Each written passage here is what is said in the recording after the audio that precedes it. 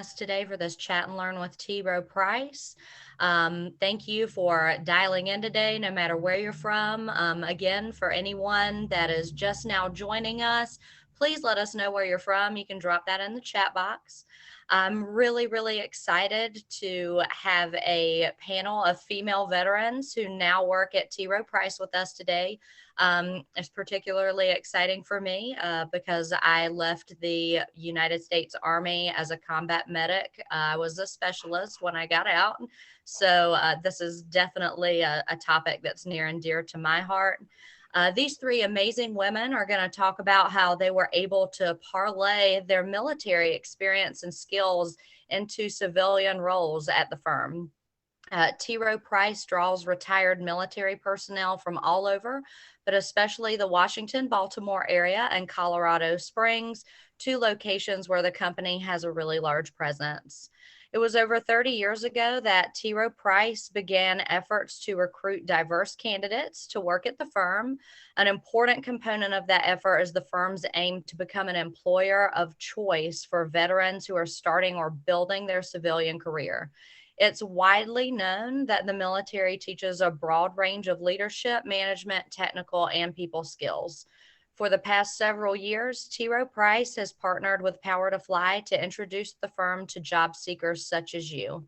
It's with absolute and extreme pleasure that we present our panel of female veterans and T. Rowe Price associates. Please feel free to welcome them in the chat. Amy Bennett, Tina Offley-Boyd, and Katie Milazzo. I'd like to start by having each of you give us a brief introduction. And Amy, if you'd like to kick us off, that would be great. Sure, thanks, Kristen. And thanks to all of you who are joining us today. I'm thrilled to be participating on this panel to talk with other female veterans and their supporters on the call. A little bit about me. I'm a retired lieutenant colonel with over 21 years on active duty as an Army officer. I commissioned into the Military Police Corps for my ROTC program at the University of Dayton in 1996. And I've been an assistant vice president of business continuity here at T. Rowe Price for the past 3 years.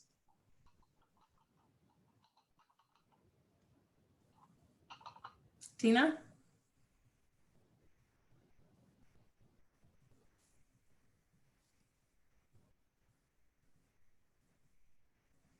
You're on mute.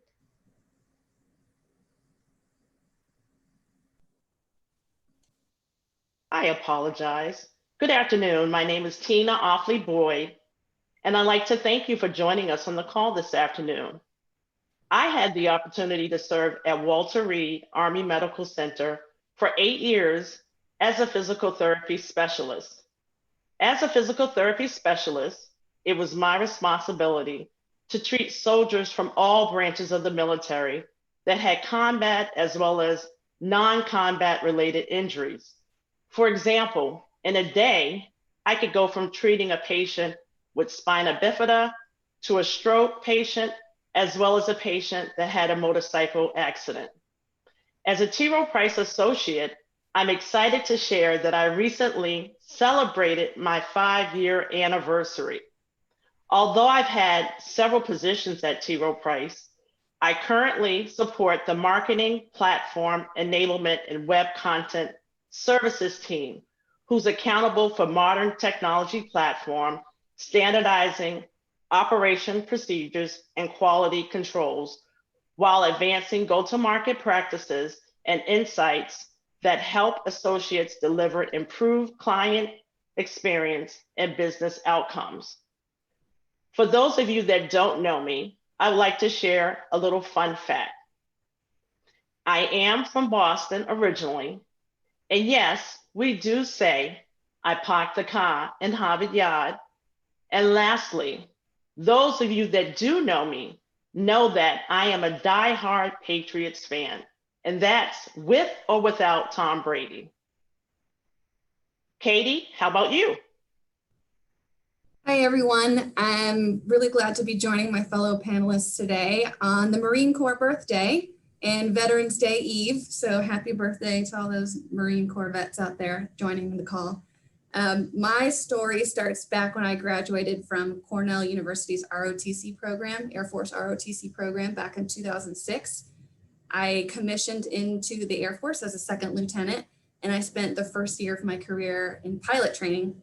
When I graduated from pilot training, I had a 3-year assignment at Peterson Air Force Base where I flew C-21s, which is basically a business jet for the military. And after that assignment and a few deployments there, I transitioned to a much larger air refueling and cargo aircraft. It's called the KC-10. It's about the same size as a commercial airliner. And I enjoyed that, did some more deployments in that role. And in 2014, I had a really rare opportunity to transition from active duty to the reserves so I could get a civilian job and continue flying 1 week in a month, 2 weeks a year, which I did for a while. And I got a civilian job in management consulting. And about 3 years ago, I joined T. Rowe Price, which is where I work now. I am a senior manager on our company's lean management team.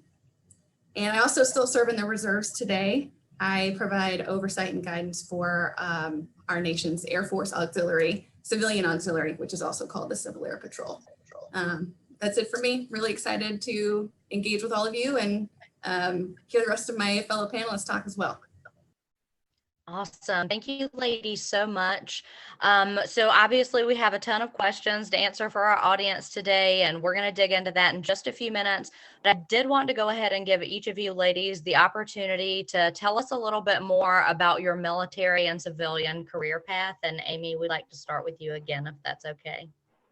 Okay, thanks, Kristen. I appreciate you giving me the opportunity to share more about what I did and the roles and assignments that helped shape who I am. I spent my first 6 years leading soldiers at the platoon and company levels, mixed in with various staff assignments. One of the highlights from those years is that I commanded the first MP military police company deployed in support of Operation Iraqi Freedom.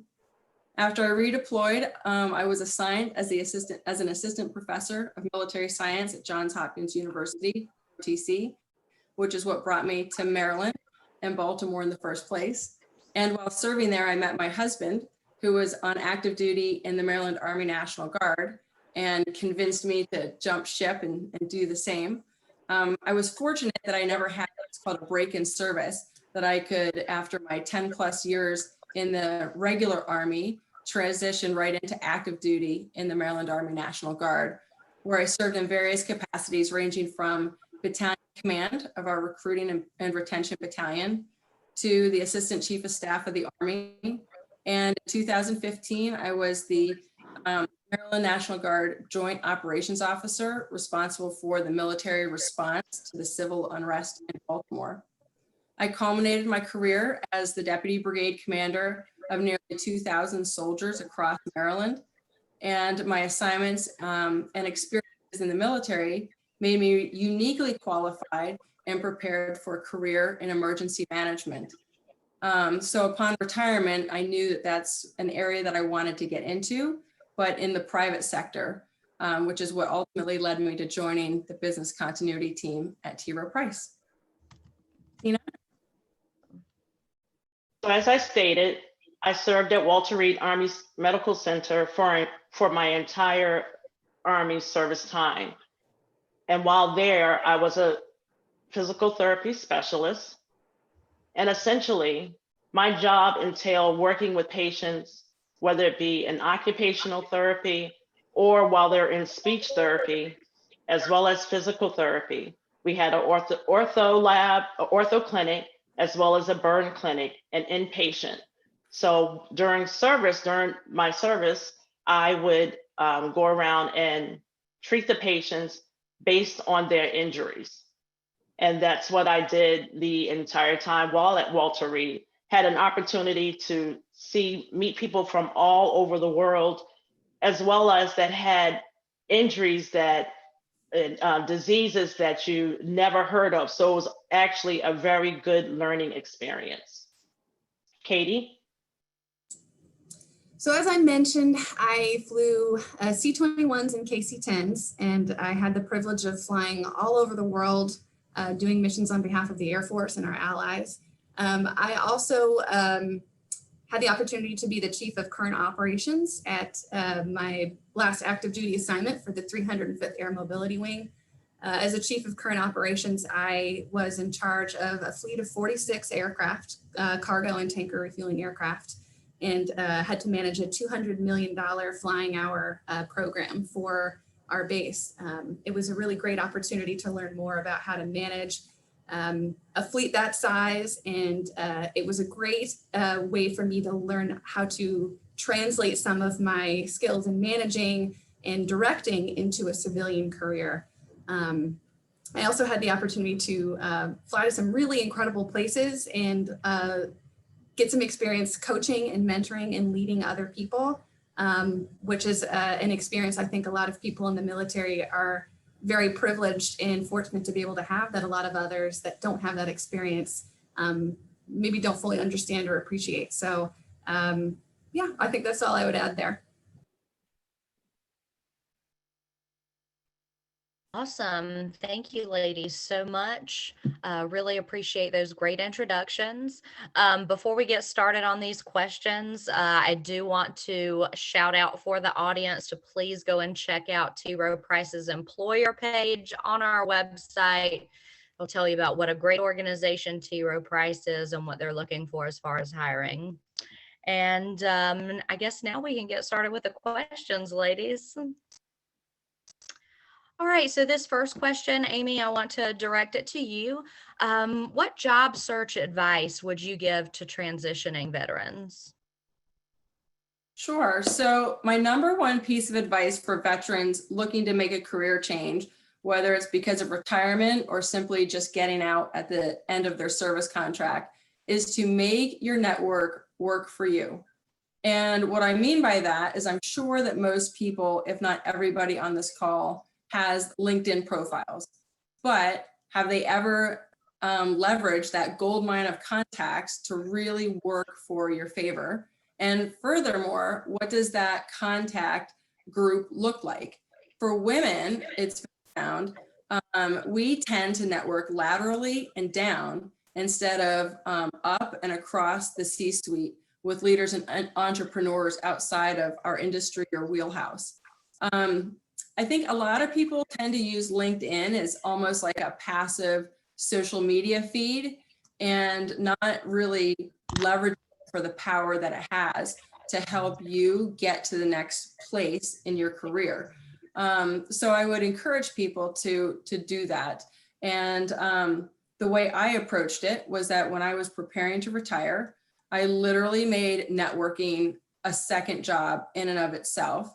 I deliberately looked at my contacts and not really fully understanding which industry I wanted to be in or what exactly the role of business continuity was called, because initially I just kept searching emergency management, corporate emergency management, and I needed to learn the lingo and the industry speak. And LinkedIn and managing and leveraging my network through LinkedIn helped me do that. So I deliberately requested meetings with leaders across various industries and corporations to socialize my resume, to gather their feedback, and to ask questions about how they thought my skills and background could enhance an organization like theirs, all while not asking them for a job. So I set up meetings with CEOs, with COOs, and other key influencers, heads of HR, in organizations above my peer group, and deliberately ask them for advice and perspective. So that way, not only was I getting myself in front of them, which was great exposure and practice for me when it came to having to prepare for interviews, which isn't something I had to do in the Army, but it also connected me with their networks, which can and did, in my case, lead to job offers and opportunities beyond what was on my radar and my LinkedIn page and outside of my web of contacts. So that's what I would encourage you to do first and foremost. And if you're not sure how to do it, ask for help. Awesome. Thank you so much, Amy. Tina, I want to direct this next question to you. What has been the greatest challenge in assimilating to the corporate world from a military background? The military is very structured. There are clear lines regarding one's authority and responsibility. Corporate, there are not only solid lines, but dotted lines as well. So for me, that took an adjustment. In corporate, it's your responsibility to find out what the expectation is and to take the lead. In corporate also, there's a gray area of possibility. And that's your opportunity to be proactive, which is a stark contrast to the military. The military, being proactive is something that is not encouraged. In the military, the expectation is that you wait to receive your orders. Once you receive your orders, you do what's necessary in order to accomplish the mission. As far as to accomplish the mission, as far as with the military, it's important that, as far as with corporate, it's important that it's crucial that you have a mentor. That mentor is someone that can help you to avoid the pitfalls that new associates commonly make. A mentor can also allow you to ask those questions, as well as your mentor can provide tips on how to navigate the organization. Because in corporate, there's some underlying rules of engagement. It's at T. Rowe Price, it's at every organization. But to get around that, it's crucial that you have a mentor.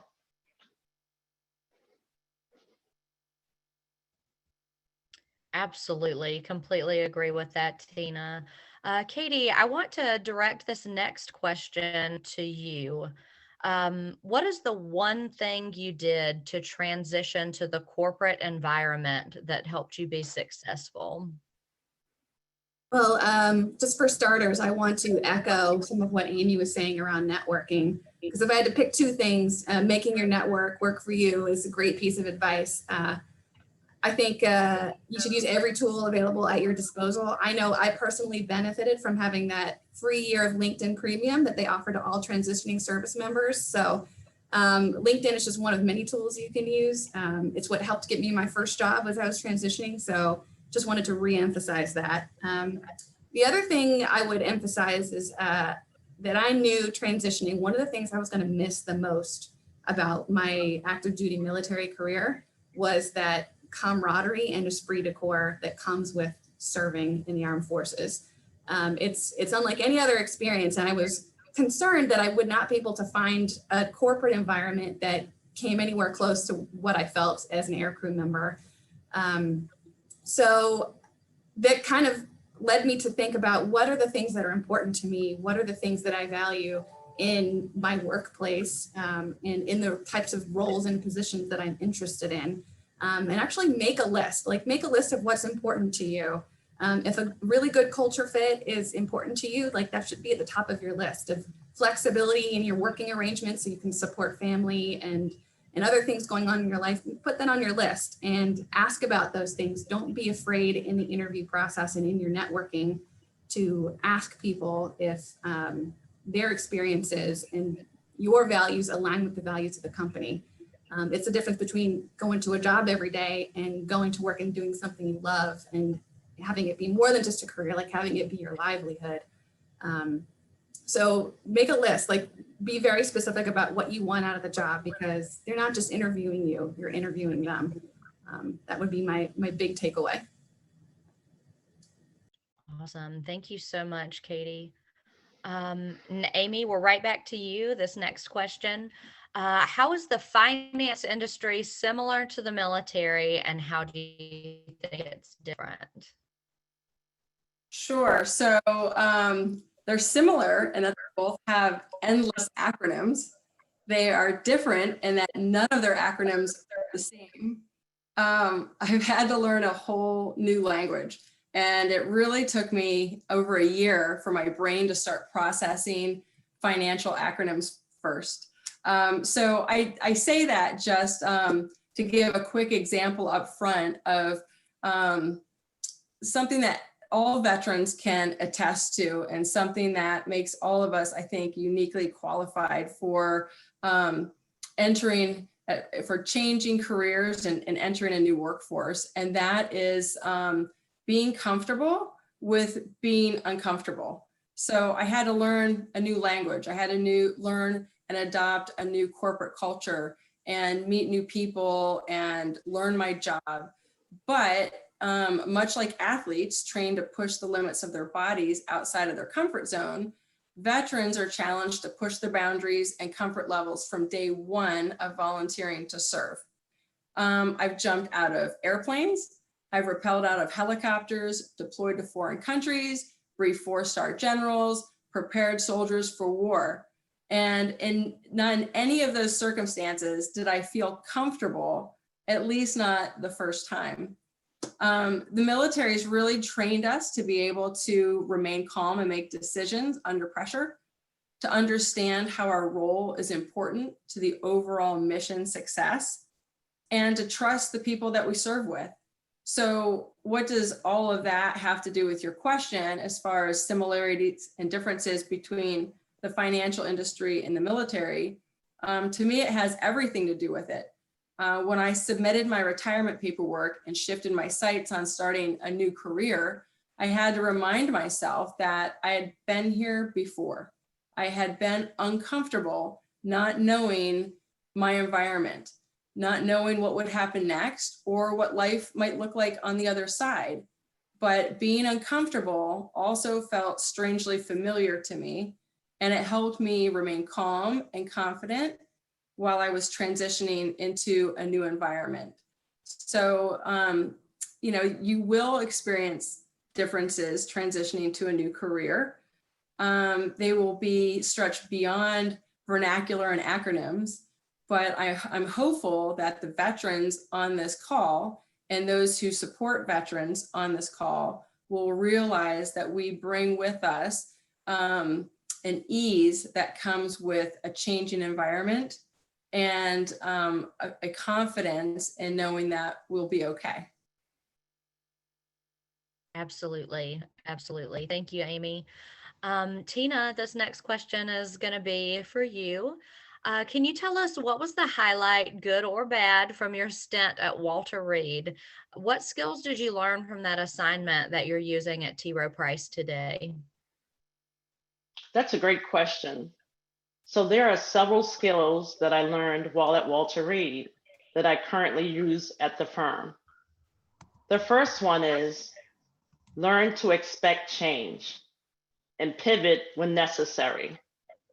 Secondly, I learned to respect my teammates. Being in the military helped me to be able to work more effectively with people from different cultures and personalities. Also, while at Walter Reed, while treating patients, I dealt with patients that had life-altering combat injuries, life-changing combat injuries. So in those instances, as well as those that had non-combat related injuries, in those instances, Walter Reed taught me how to empathize with all patients, regardless of their injuries. The how and why they needed my help did not take away from the level of care that I treated with each and every patient that came into the hospital under my care. That's such great advice, Tina.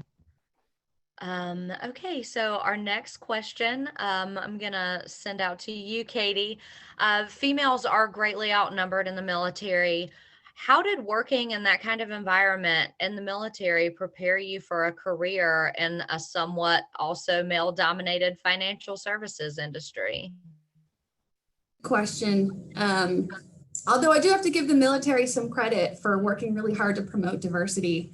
When I started my career, there weren't really a lot of other women in the cockpit, especially pilots and flight engineers. But I observed that change over time.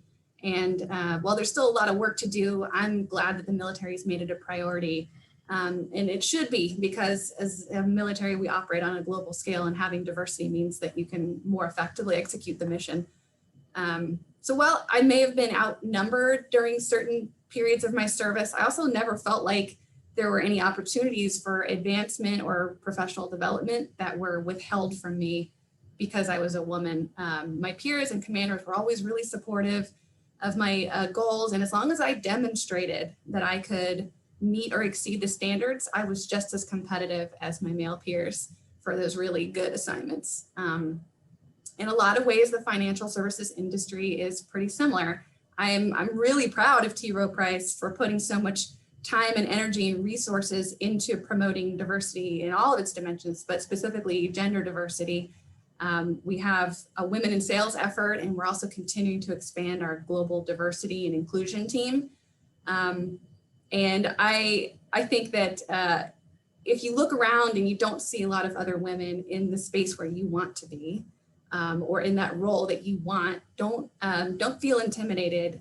Like really lean into it. To steal a term from Sheryl Sandberg, embrace the opportunity to be the first or one of only a few in that role or that position. Because if you don't go for it, you're really limiting yourself. That would be, some of the main similarities I would see. You have to go for it. Absolutely. And Amy, we wanted to redirect the same question to you if you'd like to answer as well. Sure. So I have to admit, I loved being a woman minority in the Army. It was awesome. I welcomed the challenge to meet and exceed performance standards, and if it applied, to exceed other people's expectations. Similarly to Katie, I was very fortunate that I felt like all of my bosses, all of my supervisors really supported and championed me as a person, not me as a token female leader. I really never felt that way. As a competitive person, I always approached being a minority as an opportunity and not some kind of automatic disadvantage. That just wasn't, that's not how I think. That wasn't how I thought then. And I think that, while I may have noticed or paid closer attention to being a woman and being in a minority of women in the units I was in at the front end of my career, I think after a while, I just stopped scanning the room to see who looked like me, and it faded away. And I mostly looked around the room as my peers and superiors from the lens of, who I felt was capable, and certainly not what gender they were or what they looked like. And I feel very confident that my male peers felt the same level of comfort when I was in the room. I just feel like it probably faded away for them over time. And I apply the same kind of thinking at T. Rowe Price. Yes, I'm the only woman on our small business continuity leadership team, but I can honestly say that I've never given that additional thought, because there are so many women across T. Rowe Price that it's very normal for me to be in a room or in a meeting, be it virtual or in person, where I'm not, I might be in the minority, but it's not at the forefront, because there are so many women and so much diversity among the subject matter expertise in our business units.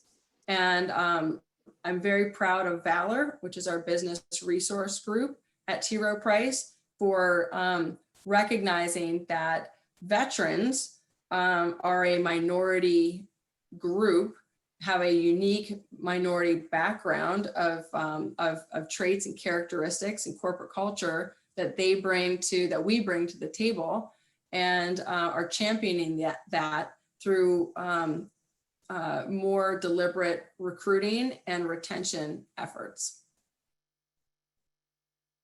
Thank you so much for sharing that, ladies. And honestly, I just have to echo a little bit of what both of you said, is that as a woman in the military, I also always just felt my being a woman was an opportunity to seize and to show up and show out and to be equal. So I just really appreciate both of you ladies echoing that same sentiment. It's just great to hear.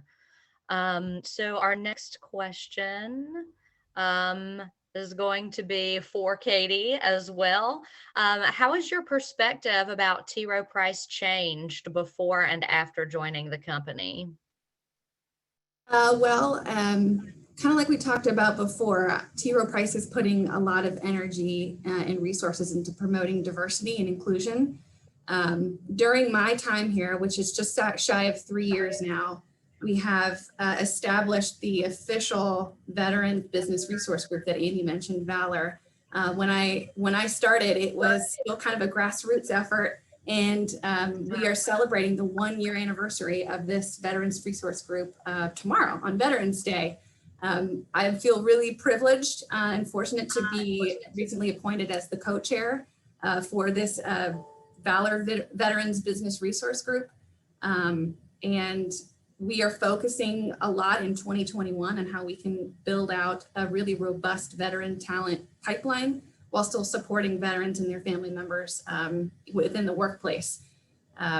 It's also worth noting that T. Rowe Price has used its voice and its resources to invest in and celebrate diversity in our communities as well as in the workplace too.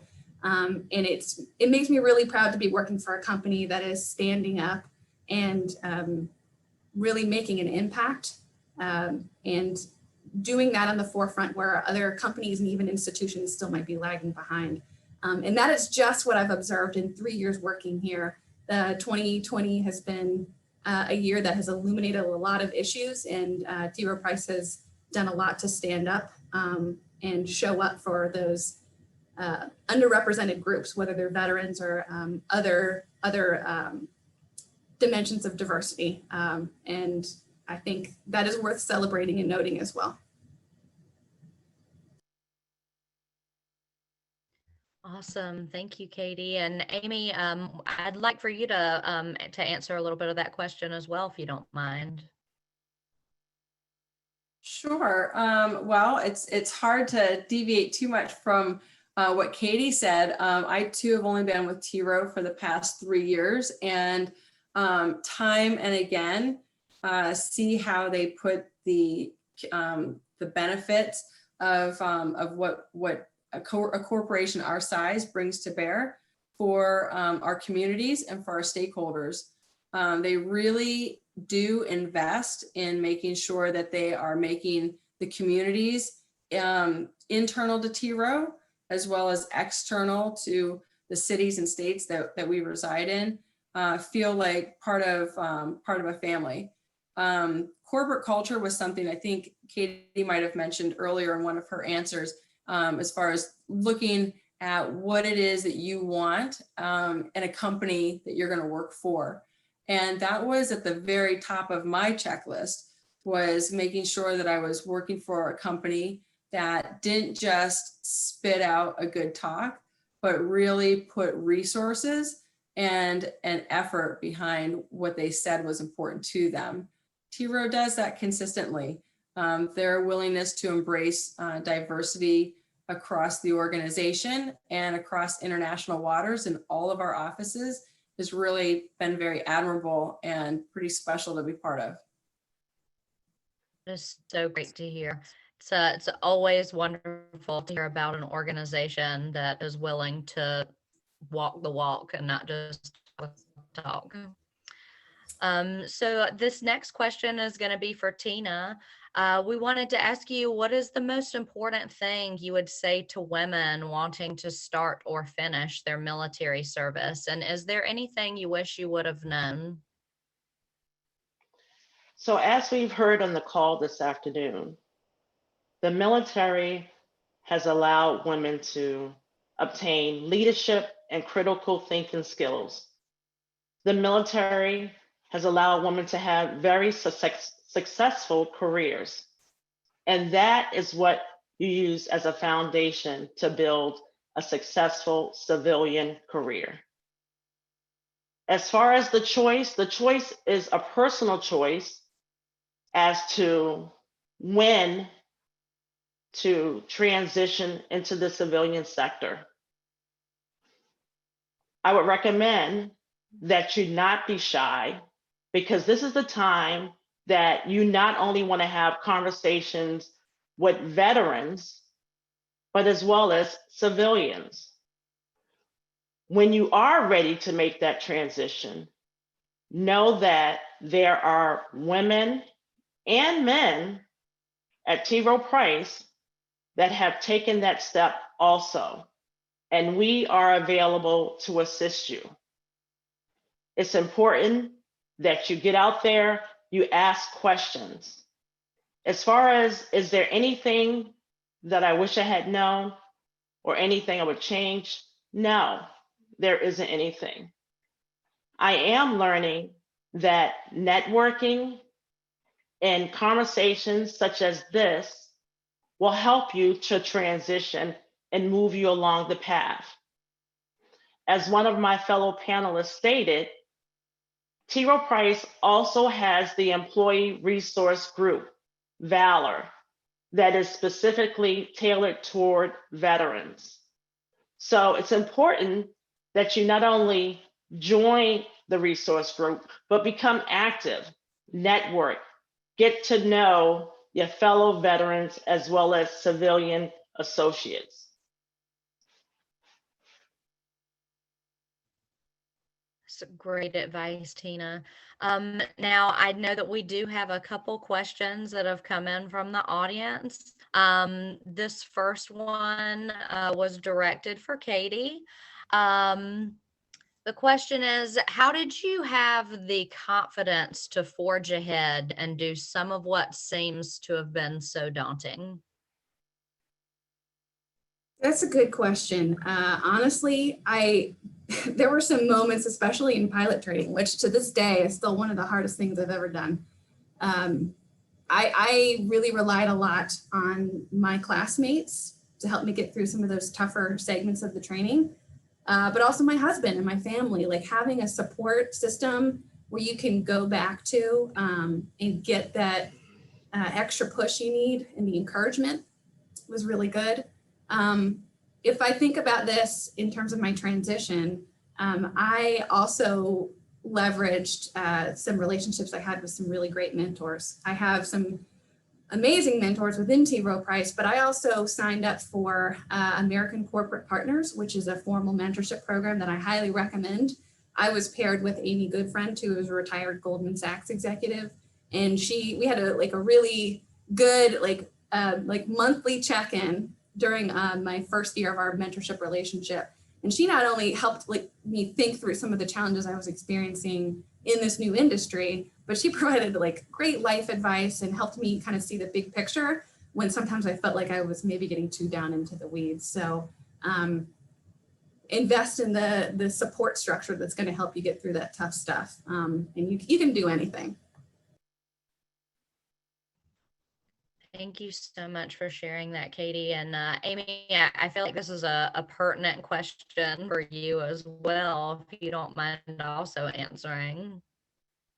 Sure. So, at the risk of sounding like a broken record here, I think what gave me a lot of confidence was knowing that I have a lot of marketable skills, and even though while I was transitioning, at least on the front end of it, I didn't feel super confident in how to translate those skills from what I had done in the military into a resume that would jump out at an employer. I took my time, and I deliberately chose to meet with people across different industries. So I asked, and in doing so, asked them for help in how to translate or communicate some of what I was trying to convey from a piece of paper into the skills that might be in demand in the private sector. And there's a real art to that. And I didn't, start cold. I had done a lot of homework and had a good drafts and such in already to start from, but being flexible to listen to how others are reading and viewing not only your resume, but your body language and how well you can communicate in an interview. Doing a lot of proactive reach out before you're in that hot seat is really important. And so, putting in that kind of work ahead of time to leverage your network and to remember that, you can find a place of comfort while you're in an uncomfortable situation. There is some familiarity that, maybe you've been there and had those feelings before, and look at you now. It'll be okay. You'll get on the other side of it and you'll learn from it. And you might find your next job or your next career that way. Great answer. Great answer. And Amy, don't get too comfortable yet because I've got another question that came in for you. Katie, we're going to get you to answer it as well, but Amy, I'll let you answer first. How has your cognitive diversity been received when your peer group doesn't share your unique perspective? So for me, my background and my approach to solving problems or to hearing and listening to what might be an issue or potential issue was a real asset and value add for what I do now. So again, I part of the business continuity team, which for those who don't know is kind of like corporate emergency management. Our job is to anticipate issues that could impact the organization from continuing to work. So that could be a physical threat, like a weather event or an active assailant in the workplace. It could be a reputational issue, maybe there was a negative headline that hit the papers, or it could be a market crisis that's impacting our organization. Whatever the situation is, it takes a really it's valuable to bring a different outside the box approach to it. And so my boss actually deliberately was able to build his team. There, I have 3 other peers, and he deliberately picked us among others for the different types of background and an intellectual approach that we bring to thinking through problems and thinking through solutions. How do we develop courses of action? What are the second, third order effects if something goes wrong here? And how do we approach that with the company? So it's really been an added value for me to come from the background that I have. It specifically is what gave me an edge over other people applying and interviewing for the same position. And I think I was just fortunate that my boss was looking for people who thought differently. He valued that at the onset and wanted to encourage individual think and not group think when it comes to solving problems and recommending solutions. Absolutely, absolutely. And Katie, I'd love to hear your input on that same question as well, if you don't mind.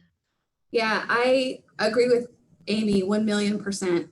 The diversity of thought, I think, and the perspective that I bring to my team as a veteran has made us a team that's more equipped to handle challenges than maybe we would have been if we didn't have, somebody that came from that background on the team. The other thing that I'll add that has helped me succeed in my current role is that I directly attribute to my time in active duty flying was the ability to have the 40,000-foot view and see the end to end and the importance of being able to plan everything to the minute level of detail that's required so that you can anticipate and act decisively when things change, because the environment you're in when you're flying 500 miles an hour, 10 feet away from another airplane, things can change and you have to be able to react very quickly to continue to execute the mission and be safe. So the ability to translate those skills I learned and bring that to my team now in the corporate environment, I think has been beneficial to me and to my team as well, and to our internal business partners who are our primary clients. Great. Those are both awesome answers. Thank you, ladies, so much. Got a couple more questions here. Amy, I'll start with you for this one. What are some tips on how to best interview a candidate who is a new veteran? Are there ways to help start the conversation, especially if this is their first experience interviewing professionally in the civilian world? Sure. So trying to think of whether, I don't know that it makes a difference if the person's a new veteran, in the sense that depending on their background, if they were enlisted, they probably participated in some kind of board, which is, like a promotion board, or maybe a soldier or Marine of the quarter or of the month, like some type of training like that. So if they only serve for one term and they're younger, so they, maybe they're coming out at age 22, 23, something like that, because they did a 4-year enlistment. I think that, their perspective and their approach to interviewing might be different than mine after 21 years. But they're similar in that, we don't typically interview for jobs in the military. Usually you're reassigned, you're voluntold, you're, whatever the case may be, where you're going to land next. And interviewing for a job in the civilian sector can initially feel intimidating, but if you prepare, just like you prepare for anything else in the Army, and again, whether you've been in for 1 year or you've been in for 21 years, the military is all about preparation. If you prepare, that'll give you a sense of calm when you're actually in the interview. And more importantly, maybe even just sitting in the lobby, I felt more anxious sitting and waiting to get in that door than I did once the interview actually started, because then it just became me and that person or people and having a conversation. But practice makes perfect. And if you can if you can deliberately seek out and set up office visits, like I recommended in a previous answer or two, you're not there for an interview, but you're practicing answering questions on the spot that you didn't have prepared ahead of time. You are practicing your demeanor and your approach, and you're training yourself to feel more comfortable in that uncomfortable situation. And again, whether you're 25 or you're 46, those butterflies don't always go away, but it is, you do get a sense of calm if you have practiced and prepared ahead of time. Absolutely. Could not agree more. Katie, do you have any input on that same question? Again, I agree with Amy. I would say that if you're interviewing someone who is, a new, recently transitioned veteran, take the time to give them a little bit of coaching too. So I would say, like, if you see things on their resume that are acronyms, maybe work it into your questioning, like, oh, can you tell me what this acronym means? Because maybe this is something different that, we have something in the financial services industry that matches up with this. If there are things that are unclear on their resume, like, take the time to, like, ask them about it so that they can continue to refine it and improve it. I know that I really appreciated the opportunity when I was transitioning to get feedback on my resume, because as much as I tried, I still had jargon in there. I still had acronyms. So if you see that and you're interviewing someone, ask them questions about it, and that will prompt them to go back and add some clarity to their resume. And yep. Absolutely. All right, I've got another audience question for ladies. Both of you, Amy and Katie, you have both spoke a lot about the importance of networks and networking. We have an audience member that is wondering if you can recommend any online communities to interact with other veterans. Amy, I'll let you answer first. Sure. So there are several out there. To be fair, the audiences that I have, the veteran audiences that I interact with the most outside of the workplace here, are people that I've worked with in the past, and or folks who I mentored in the past who are still in the service, who reach out asking for advice or feedback to prepare themselves for their transition. So I don't have memberships in particular to groups that I think I could feel comfortable recommending, not because they're not out there. There's a plethora, but I think that what I would say is, see who that's already walked that path.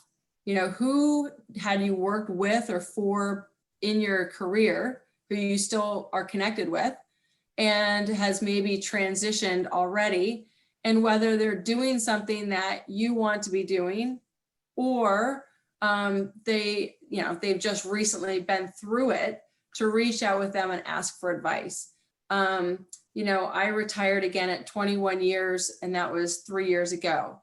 So most of my peers who were still in the service are right around that 24-year, 25-year mark right now. And so the ones that have stayed in are now preparing to retire. So I get pinged a lot from people who see that I've recently, relatively speaking, walked that path, and they want advice on maybe some pitfalls or tips on how to navigate that, much like we're doing here with this Power to Fly platform. So I would encourage others to do the same thing. I did that as well. I reached out to past mentors who had already transitioned and asked them for assistance, and that helped me quite a great deal. I know Katie is more involved with organizations, veterans organizations specifically, so she might have a better insight there. I can say that a lot of my engagement now, networking wise, is digital because of the circumstances we're all living through collectively now. And in addition to LinkedIn, I signed up for Rally Point, which is kind of a digital platform to allow military members to come together and talk about a bunch of different topics as they affect people socially and professionally. And I did that during my transition period from active duty to the reserves. And I also mentioned American Corporate Partners, which was a mentoring program that specifically pairs transitioning service members or people who've served at some point with corporate executives who sign up for the program. And it's a great way to build your network. I mean, Amy mentioned earlier that, you know, women need to do more to network laterally and upward, and American Corporate Partners is a great way to do that. I highly recommend it. Thanks, Katie. Kristen, I just want to jump in really quick to say too, one of the ways that I've stayed connected, continue to stay connected with the veteran community is through nonprofit organizations who have a mission to help veterans. And so while it wasn't necessarily to socialize for career benefit, it has definitely kept me grounded and connected to the veteran community in a way that we've been able to relay and support from Valor, from our Veterans Resource Group. All of us that are leaders in Valor have kind of brought to the table organizations that we care about, whether they're nonprofit or for-profit, but that benefit our veterans. And that's been a really wonderful way to stay connected personally and professionally to the veteran community and staying in touch with what their needs are. And that's been really important across our organization to be able to continue to support that community after we've all chosen to retire or get out of the service. Absolutely. And I just have to say personally, I love what you all are doing with Valor. That's just awesome to me. It's very exciting and I have a lot of respect for that. Now we do just have a few minutes left in this session. So I did want to give our speakers, Amy, Katie, and Tina, the opportunity to tell us a little bit about lessons learned, just a little overview of what we've talked about today. And Amy, I'll spin it right back and let you get us started. Okay. Again, I'm sure that at this point, I'm just wholly sounding like a broken record, but broaden and leverage your network to make your contacts come to life. Meet other people so that they can introduce you to the people who are in their stratosphere. And that might create opportunities for you as a result of your proactiveness. Reach out to other veterans who have already walked this path and ask them to assist, take a look at my resume, maybe help prepare them for interview questions, coach and talk to them about even attire in a business setting. That's something that's completely new to a lot of our veterans, especially those of us who spent, full careers in the service. Men in particular, they like to wear the weekend uniform, which is typically like a military polo shirt, khaki pants, some dorky belt, and like white sneakers or something. So they need help. Your veteran peers need help and coaching, just like we did when we were in those same positions. So I would encourage people to seek out the help, or if you see people, other veterans who, could benefit from some of your experience, offer to assist where and when you can. And then finally, you're going to be entering some unfamiliar territory. And I just ask you to take a deep breath, trust and have confidence that your military background has prepared you for that moment of transition, and that you will come out on the other side on your own 2 feet, and be happily on your way with another career or a different job, gaining new experience. Tina, what about you? I would say the lessons learned are to never judge a person on the outside never judge a person from the outside. Everyone has something to offer. Always remember to ask questions and always be ready for change. Expect it.